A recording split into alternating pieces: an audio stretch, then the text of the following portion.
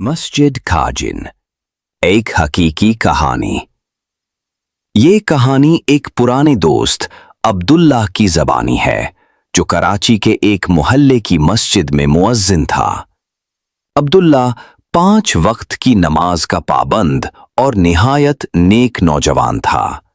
मस्जिद में तन्हा रहना उसके लिए मामूल की बात थी, खास तौर पर इशा की नमाज के बाद, जब सब लोग चले जाते और वो मस्जिद बंद कर देता। एक रात, रमजान का महीना था। इशा की नमाज के बाद सब लोग चले गए। अब्दुल्लाह ने मस्जिद साफ की, कालीन झाड़े और वुजू करके तहज्जुद की तैयारी में लग गया। मगर इसी रात कुछ अजीब हुआ। वो कहता है, मैं सजदे में था कि मस्जिद के पिछले हिस्से से किसी के चलने की आवाज आई।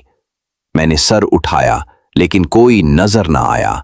सोचा शायद कोई नमाजी रह गया होगा, लेकिन जब मैं गया वहां कोई न था। अब्दुल्लाह ने दोबारा नमाज शुरू की, लेकिन इस बार जब वो सजदे में गया, किसी ने उसके कान के करीब आहिस्ता से कहा, ये जगह हमारी है। वो घबरा गया, जल्दी से सलाम फेरा और मुड़कर देखा, मस्जिद में मुकम्मल खामोशी थी। अगली सुबह वो मौलवी साहब के पास गया और सारा माजरा बयान किया। मौलवी साहब ने मुस्कुराते हुए कहा, बेटा, ये मस्जिद 1 सदी पुरानी है। यहाँ एक जिन रहता है जो सिर्फ अल्लाह के जिक्र से खुश होता है।